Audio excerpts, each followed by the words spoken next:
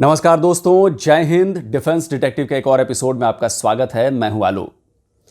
पाकिस्तानी कहते हैं कि हमारी एयरफोर्स ऐसी है वैसी है और दुनिया की नंबर 1 एयरफोर्स है, लेकिन जब उनके सामने कोई हकीकत पेश कर देना तो उन्हें बड़ा दुख होता है, उन्हें बड़ी तकलीफ होती है।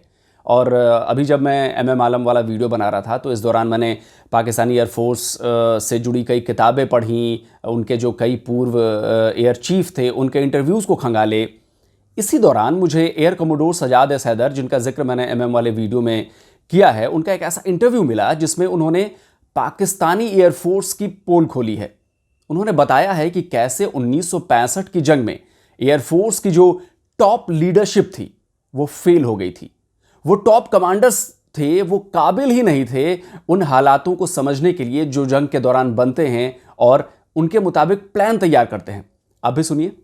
मौरीपुर का बेस कमांडर जहाज़ों को अटैक के लिए भेजता ही नहीं है। जब हम पठानकोट जा रहे थे तो वहाँ से जामनगर जाना था 8 जहाज़ों को, उसने एक जहाज़ भी नहीं भेजा, उससे कभी सवाल ही नहीं पूछा गया। और वो रैंक में बढ़ता गया। आखिर एयरफोर्स की तबाही इन्हीं लोगों के हाथों में हुई। तो बात यह है कि यहाँ पर जो है मुबालगा बहुत ज़्यादा है। अब आप टीवी के ऊपर भी, मैं अखबार में आज पढ़ रहा था, बता रहा था कि हमारे रिटायर्ड भाई जो हैं वो लिखते हैं, उनको चाहिए कि वो लिखें उन लोगों के मुतालिक। अब इसे सुनकर पाकिस्तानी कहेंगे कि air commodore Sajjad S Haider झूठ बोल रहे हैं। आप झूठ दिखाते रहो और वो खुश होते रहते हैं, यही पाकिस्तानियों की फितरत है। हैदर ने पाकिस्तानी एयरफोर्स के एक ऐसे पायलट की सच्ची दास्तान भी बताई जिसे सुनकर कम से कम पाकिस्तानियों को शर्म आनी चाहिए। यह सच्ची दास्तान एक ऐसे बेहतरीन पायलट की है जिसके बराबर का मिलना पाकिस्तानी एयरफोर्स में बहुत मुश्किल था। लेकिन यह मुसलमान पायलट नहीं था और पाकिस्तानी एयरफोर्स ने इसीलिए उसे भुला दिया क्योंकि वो दूसरी मजहब का था। अब मैं आपको एक चीज़ बताना चाहता हूँ जो कि मेरे आंखों में आंसू आ जाएंगे और इस मेरे कॉलीग की आंखों में भी आंसू आएंगे जब हम बात करेंगे कि एक हीरो था, क्रिश्चियन था वो, उसका नाम था नज़ीर लतीफ़। नज़ीर लतीफ़ एक ऐसा शख्स था जिसको एयरफोर्स में, जो एयरफोर्स में जान वाला लड़का था ना, जो बहादुर थे, जो कि एक्सेप्शनल थे कमांडर इन चीफ असर खान, नूर खान, रहीम खान, वो सब इस बंदे को प्यार करते थे, इसकी बड़ी इज़्ज़त करते थे। इस बंदे ने पाकिस्तान के लिए अपनी जान हाजिर की थी। इस बंदे ने सब बॉम्बर विंग, इसने हर जंग में बॉम्बर विंग कमांड किया, इसने हर फाइटर, बहुत सारे फाइटर स्क्वाड्रन कमांड किए, इसने जो टॉप गन स्कूल होता है वो कमांड किया। माफ़ कीजिएगा, बीच में ही रोक रहा हूं, लेकिन बहुत ज़रूरी बात बतानी है। और बात यह है कि जैसा कि सजाद हैदर ने कहा कि नज़ीर लतीफ़ उस वक्त एयर कमोडोर थे, यानी बड़े अफसर थे। अक्सर लड़ाइयों में, जब लड़ाइयाँ होती हैं, जंग होती है, तो एयर कमोडोर लेवल का ऑफिसर जहाज़ उड़ाने नहीं जाता, जंग में शामिल नहीं होता। लेकिन नज़ीर लतीफ़ गए, उन्होंने वॉर में हिस्सा लिया, लेकिन सिर्फ ईसाई होने की वजह से उनकी बहादुरी, वतन परस्ती सब कुछ भुला दी गई। इसके पास सितारा जुर्रत था, इसके पास मेडल से, लेकिन एक छोटे दिमाग के सीनियर अफसर ने उसको एक छोटी सी बात पे इसको इसकी वर्दी से निकाल दिया था।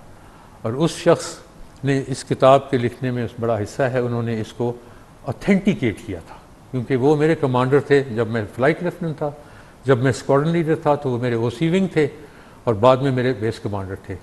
और इस शख्स ने दोनों जंगों में, यानी एयर कमोडोर, कोई एयर कमोडोर जो था 71 में फ्लाई नहीं कर रहा था, बिल लतीफ़ जो था ये दिन और रात को फ्लाई करता था, यानी इस कदर बहादुर इंसान था। वो अभी 3 हफ्ते हुए फौत हो गया।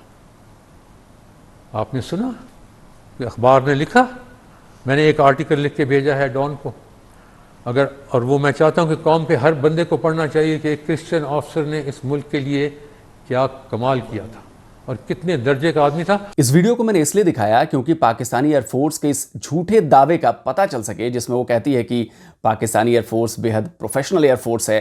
तो अगर इतनी ही प्रोफेशनल है तो एक गैर मुस्लिम पायलट के साथ ऐसा बर्ताव क्यों किया? बाकी पाकिस्तान में गैर मुस्लिमों के साथ क्या हो रहा है ये आप सबको पता है, पूरी दुनिया को पता है। पाकिस्तान को भी अंदाजा नहीं है, लेकिन उनके इस रवैये को पाकिस्तान में रहने वाले गैर मुस्लिम पहचान चुके हैं। भले ही वो संख्या में कम है, लेकिन वो पाकिस्तानी फौज के खिलाफ खड़े हो रहे हैं।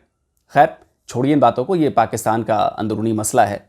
Air commodore Sajjad S Haider ने एक और इंटरव्यू में यह भी बताया कि भारतीय एयरफोर्स कितनी कैपेबल है और यूं पाकिस्तान के खिलाफ अगर जंग हुई तो वो क्या कर सकती है। आपको पता है कि हमारे दुश्मन के पास एयरक्राफ्ट कैरियर्स हैं और उसकी जो एयरक्राफ्ट का रेंज है, इस वक्त मसलन SU-30 जो जहाज है उनका, सुखोई 30, वो तो समुंदर से जाके ईरान की तरफ से आके पाकिस्तान के ऊपर हमला कर सकते हैं और उनके पास एयरबोर्न रिफ्यूलिंग की फैसिलिटीज है, तो उनके पास तो बहुत कैपेबिलिटी है। I think that the Pakistan air force is reasonably well covered insofar as surveillance is concerned, but not completely covered. It is a question of resources. ये जो इंटरव्यू मैंने आपको दिखाए हैं वो करीब 8 से 10 साल पुराने हैं और इतने सालों में तो भारतीय एयरफोर्स और ज़्यादा मजबूत हो चुकी है। राफेल आ चुके हैं, तेजस के 2 स्क्वाड्रन फ्लाइंग कर रहे हैं और अगले 2 से 3 साल में 50 से ज़्यादा तेजस और 36 राफेल साथ साथ उड़ते हुए नजर आएंगे। लेकिन पाकिस्तानी एयरफोर्स के पास नया क्या है? क्या है उनके पास नया?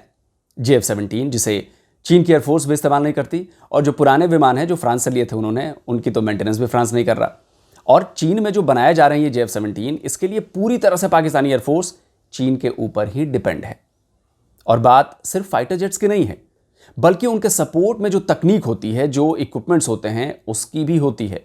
जैसा कि air commodore Sajjad S Haider ने अपने इंटरव्यू में बताया कि वो एयर रिफ्यूलर टैंकर्स भारतीय एयरफोर्स के बारे में बात कर रहे थे और एयरक्राफ्ट कैरियर्स के बारे में बात कर रहे थे। तो यहाँ तक पहुँचने के लिए पाकिस्तान क्या करेगा, अब ये तो ऊपर वाला ही बता सकता है। हालांकि ये बहुत मुश्किल है कि वो भारतीय एयरफोर्स के साथ मैच कर सके।